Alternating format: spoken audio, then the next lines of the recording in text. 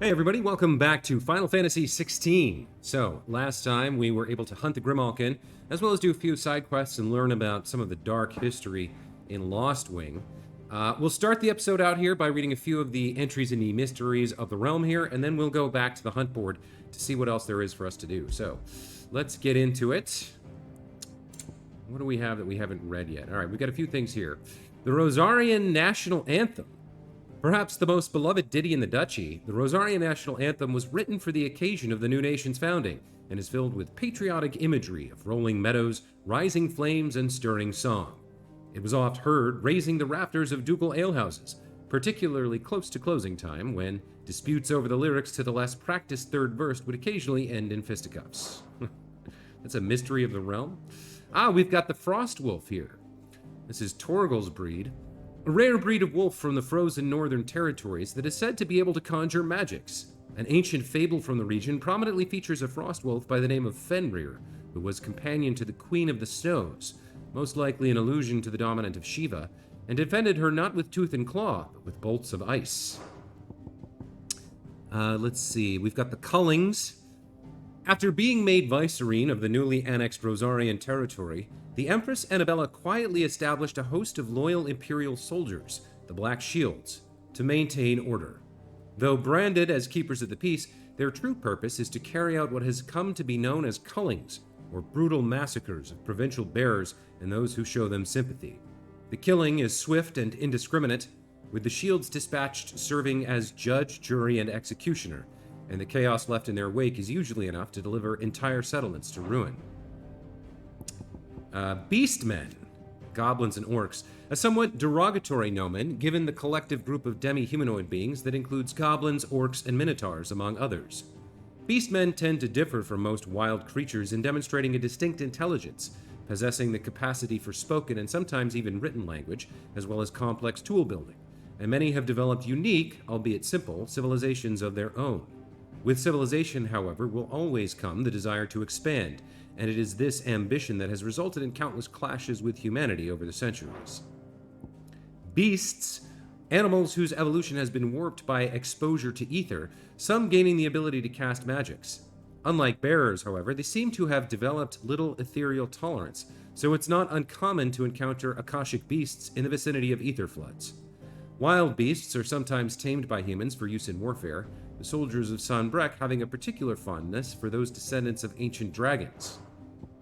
Over here we have echoes, strange clockwork constructs often encountered in fallen ruins.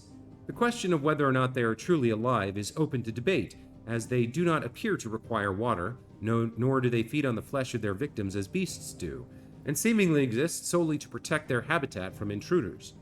All echoes are encased in protective plating that is made from the same material as the ruins and thus cannot be destroyed, though repeated blows will cause individual plates to dislodge, eventually causing the entire construct to collapse on itself.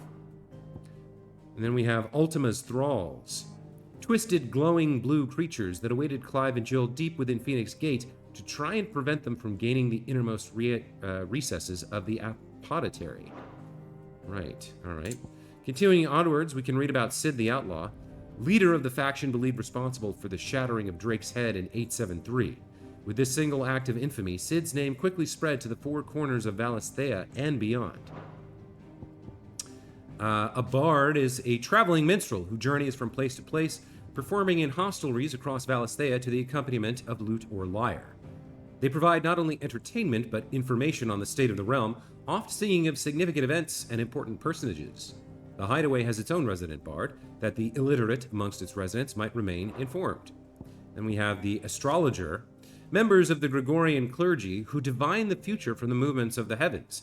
It has long been custom for the astrologers of the imperial court to share their auguries only with the emperor, granting them significant political influence, provided that is that the emperor of the day shares Sylvester's inclination to heed their advice. The Einherjar is the flagship of the Wallowetter Navy, also known as the Black Galleon. Alongside the Royal Cavalry, it is the pride of Wallowed and is capable of swiftly delivering elite troops onto enemy soil to make war in the name of the mighty Odin. We also have Crystal Fetters here, a restraining device for bearers and dominants that uses precisely arranged and activated shards of crystal to disrupt the flow of ether through their flesh, thus preventing them from priming or casting magics. So valuable are the materials from which they are made, and so rare the skill required to craft them, there are very few specimens in existence, and they are only employed when absolutely necessary. Marks are emblems that Cid's allies distribute to those in their circle of trust. It's common for the rich and powerful of Valisthea to pin such marks to the bearers in their possession, that the slaves might go about their master's business unmolested.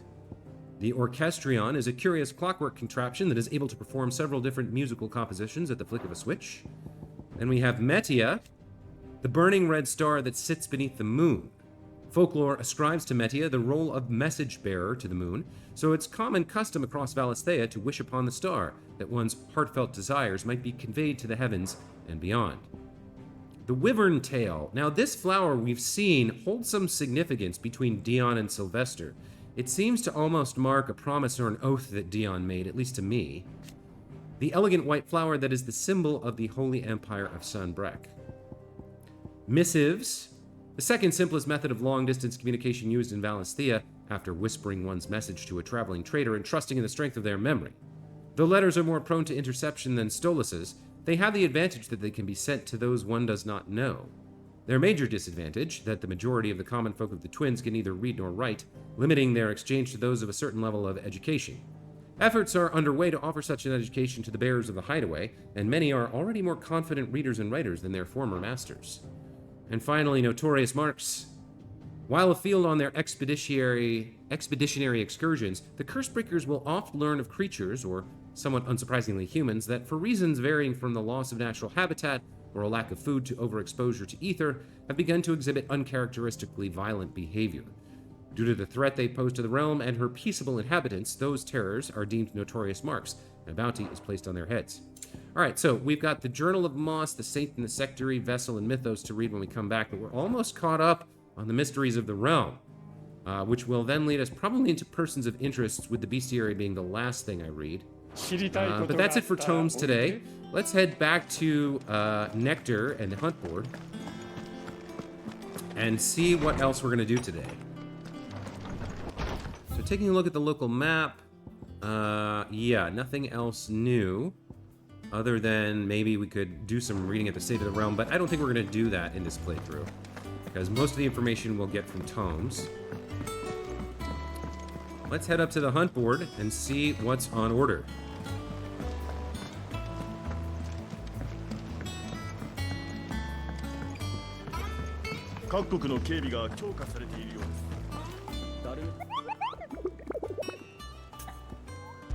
Oh, Nectar's adventures have been updated. All right, we'll check that out later. So we've got 2 hunts left. The S class, which is very nerve-wracking, and then this B class, A Hill to Die On. Among Republican merchants, reports abound of caravans being crushed by a black boulder, a creature indeterminate in nature, but quite decided in size, strength, and spite. He or she who took it upon themselves to seek out and slay this black mass would earn the eternal gratitude not only of the desert traders, but of the Cursebreakers who risk life and limb with every trip through the Velcroy. Okay.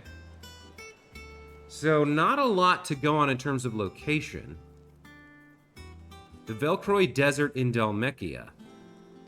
Merchants, caravans crushed, so it's probably along the road. So a giant black boulder somewhere in the desert. That's pretty vague. If we were to head out, hold on. I might need to stock up on potions here. I'm not sure whether... No, I did that off screen.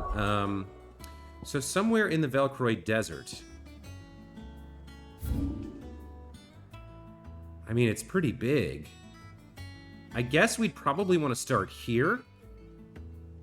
That's the southern Velcroy Desert. So maybe somewhere in here. Northern Velcroy Desert, southern Velcroy Desert. So I guess we'll start here and just run around on Ambrosia and see if we can see a giant black boulder to attack somewhere. I guess.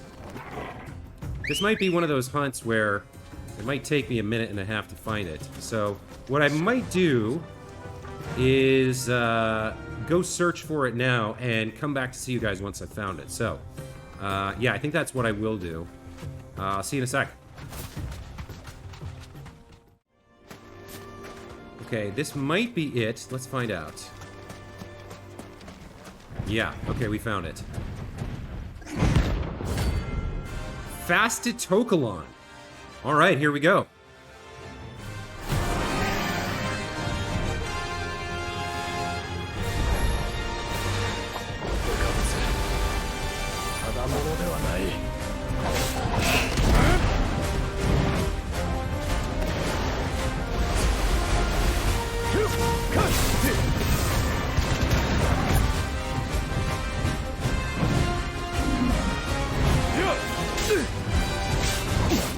Okay, so when I hit its side, its shell, it doesn't seem to do any damage. I gotta go for the head, it looks like. Got the dodge.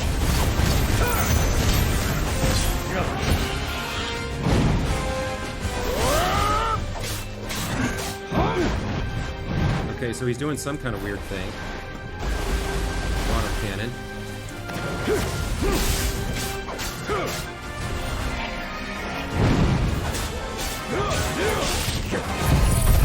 Let's go ahead and unload on it for a bit. Get some work done on the stagger bar. It's only a B rank. It shouldn't be that bad.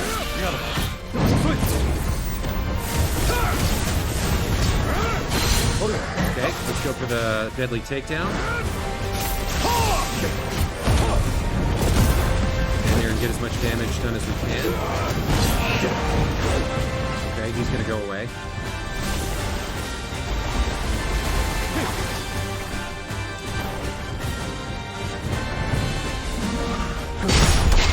There's the precision block and the follow-up.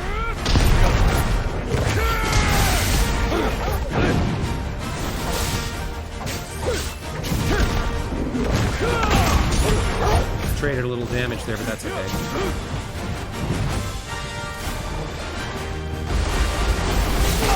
I went right into the water thing. Tetsudo Tromp?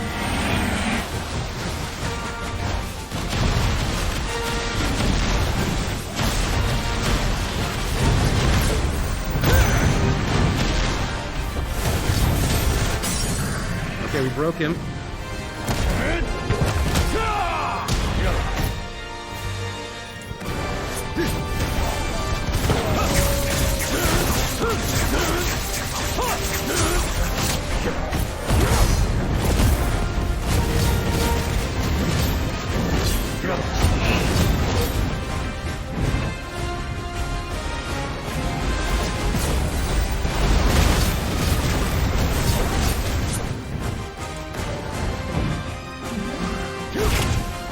Oh, was I on the wrong one? I was trying to get the block there. Oh, I totally screwed that up. Here's another Tetsudo Tromp.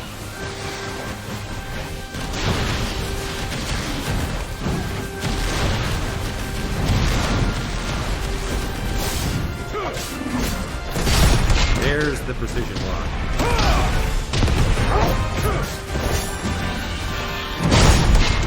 Nice.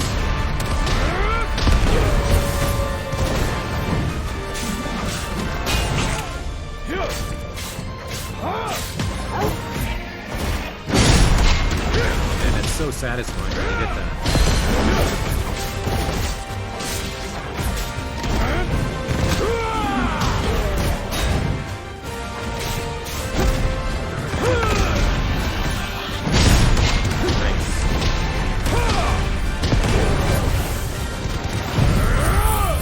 Let's just unleash. Should be able to get the stagger. Ah, I forgot to swap back. Okay, he's gonna do a thing. Here comes the water cannon.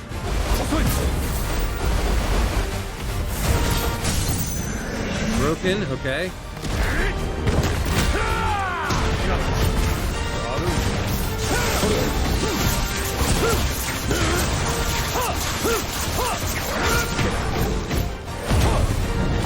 Can we finish him?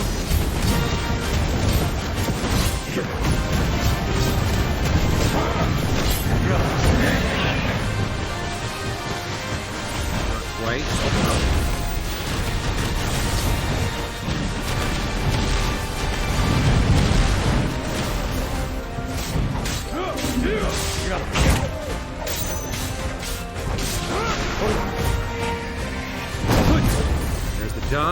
the finisher?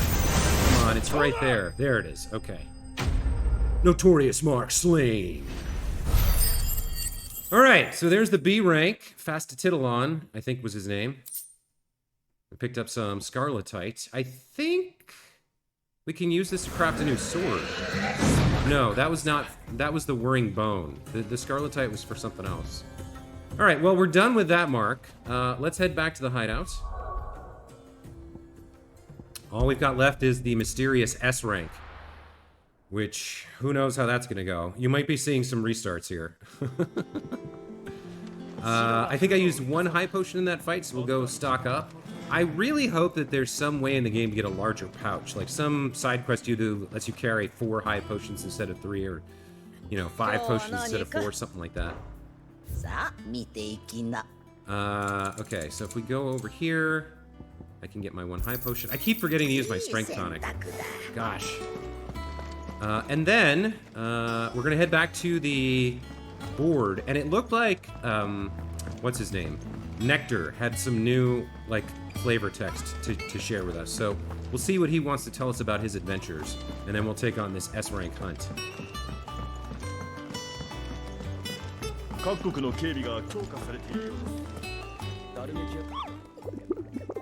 Alright, tell me about your adventures. Did I ever tell you about the time I took a trip to the islands west of Storm? Is that what you call them, Kapo? In Muggleton, we call them the Smithies, and the strait that separates them from the mainland, a quench. I was adventuring down the Dalamekian coast when I saw bright lights and black shadows out in the offing, so I flew over and took a closer look, Kapo. Imagine my disappointment when I learned those lights and shadows weren't busy forges sitting in the land with soot, but blighted rocks leaking lava. Still, from what I've learned about how the locals treat strangers since, it's probably for the best I didn't get a chance to stay. Hello, Kupo? God, why does it make his stupid text move so fast? It's barely readable. All right, whatever. He almost went there, but didn't, and he's glad he didn't because the people there treat strangers badly. All right, so here's our last hunt for today, the S rank hunt, the Breaker of Worlds. Urgent notice to all curse breakers. Due to the discovery of a fallen giant in the Rosarian ruins we have lately been investigating, all work in the region is to be halted with immediate effect, and all members are to proceed no further than the village gate, lest the echo should be awakened by our presence. No further action may be taken without Sid's express permission. Okay. So, a fallen giant in Rosarian ruins. All work in the region halted. Members are to proceed no further than the village gate. So there's an echo somewhere in Rosaria. All right, well, I guess we don't have a lot of choice here. We just kind of head in that direction and search for it. Hey folks, welcome back. So as I said, I looked this thing up online and found out that it can be located in Cressida to the east of Martha's Rest. This is probably my 7th attempt. This guy is extremely, extremely hard. Lots of damage, varied attacks, very difficult to block everything or dodge out of the way. This is Atlas, our first rank S Notorious mark. So, I'm going to keep trying until I get it. And you don't have to watch me fail over and over again, which is good for you because there's been a lot of that, and it's not very entertaining.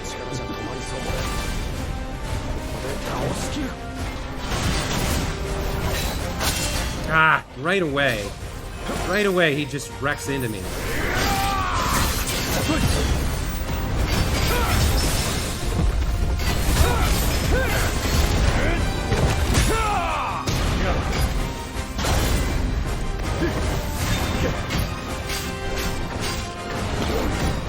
are you doing now?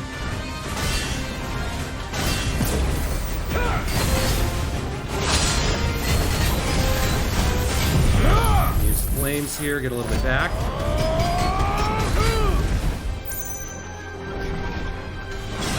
Oh, I didn't think he could reach that far.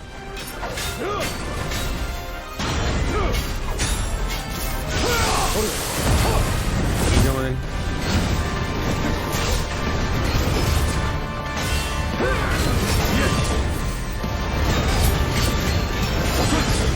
Alright, that's good. There's the first half of the first stagger.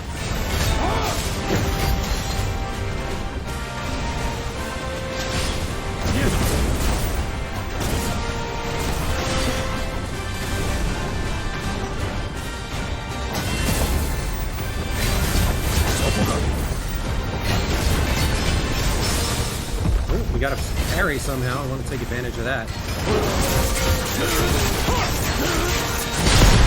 There's the counter. Very nice. Another one. And another one. We only got the block there, but that's okay. I'll take that.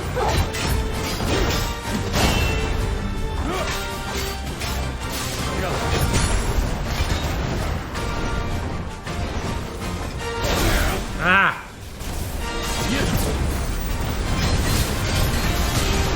Yeah, you got me. Let me see if I can get some healing back with a little bit of limit break here. Okay, he's staggered. Let's unload everything we can into him.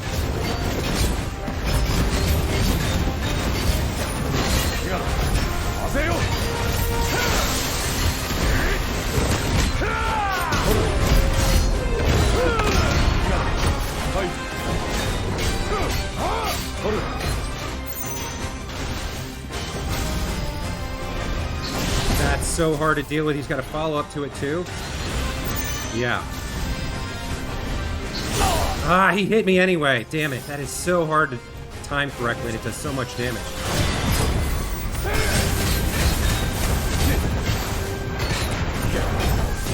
Ah, I missed him. He backed off. Oh, still hits him a little bit, looks like.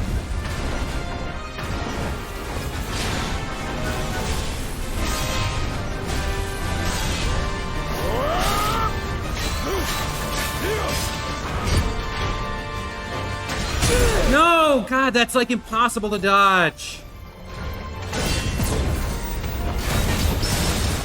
Alright, parry's nice. I'll take that.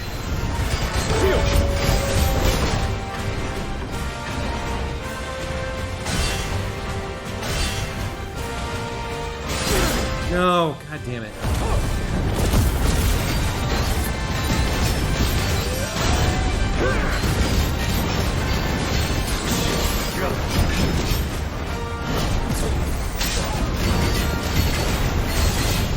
Alright, a couple of decent dodges there.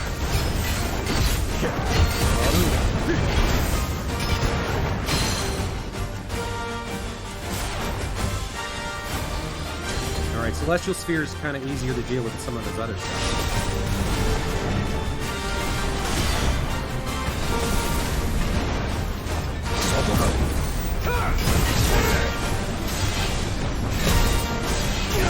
Ah, that blue flame. Ah, that blue fire. Damn it.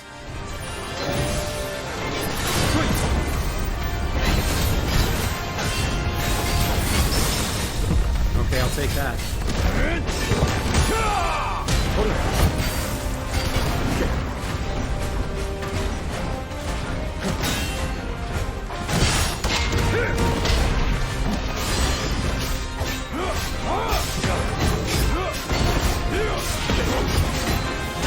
No! Oh, I hate that one so much.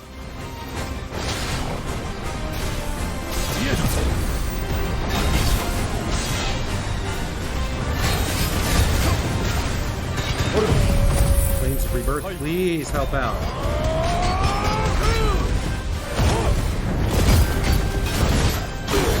Damn it. Oh my god, this guy just does so much damage.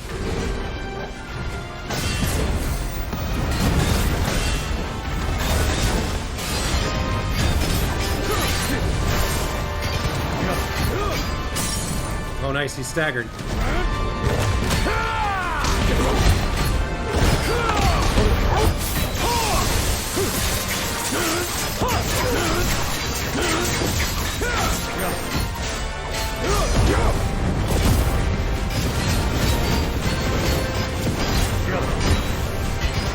gotta survive yet a third round with him. Okay, he's doing Celestial Sphere.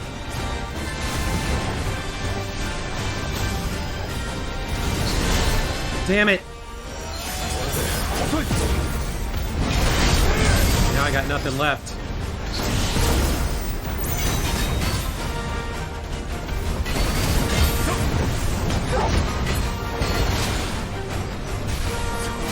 I just gotta stay away from that blue fire.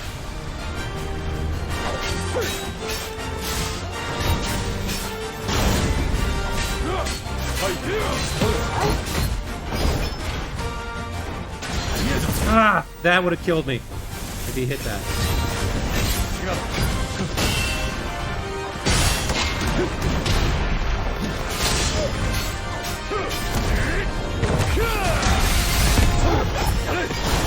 No! Ah, damn it.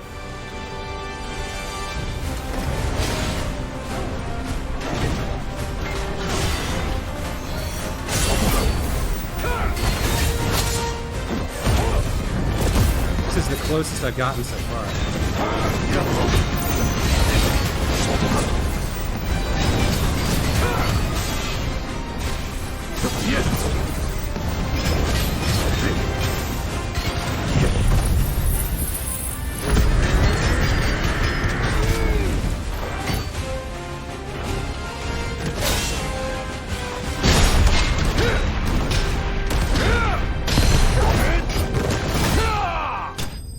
Oh, I got him! Oh, Notorious Mark slain. Wow. That was easily 6 or 7 attempts. I kept reloading because I didn't want to go back to buy more strength tonics, but wow, he is so incredibly strong. That is a very challenging fight, but there you go. Atlas, my first S-rank Notorious Mark, slain. And we leveled up 2 levels from 34 to 36. We also get some new crafting material. I think we had Fallen Iron before, but Orichalcum is new. There was a time when Orichalcum was so abundant that it was used in everything from armor and weapons to coins and cutlery.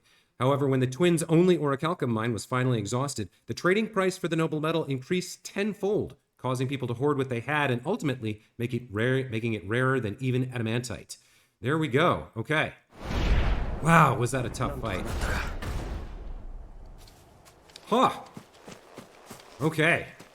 Yeah, if you guys are playing through on your own, let me know how many times it took you to beat him. I think that was my 7th attempt. But it was very tough. In particular, that hip draw thing, where he kind of like draws it from the right and then charges forward, it's very hard to avoid. You have to see it coming and then dodge to his left side. If you try to block with Titanic Block, he just goes straight through it. If you try to dodge anything other than super early and right to his left, he just destroys you. And the big wide saber beam, that one's hard to learn too. If you miss the timing on the dodge there, that'll take out 2/3 of your life easy. Anyway, great fight. Finally beat him. Happy with that. We're gonna head back to the hideaway and see whether or not our renown is high enough for another reward here, and also whether we can build anything with that material we just got, that Orichalcum. Let's see. No, nothing new over here.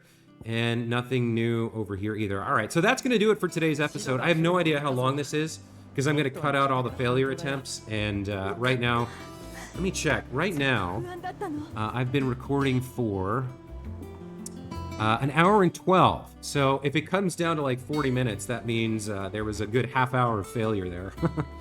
But when we come back, we will speak with Mid and continue the main quest by heading to Sid's grave to let him know the good news and find out what happens after that. Until then, as always, thank you so much for watching. Hope you guys enjoyed today's episode. Let me know what you think, and we'll see you next time. Take care.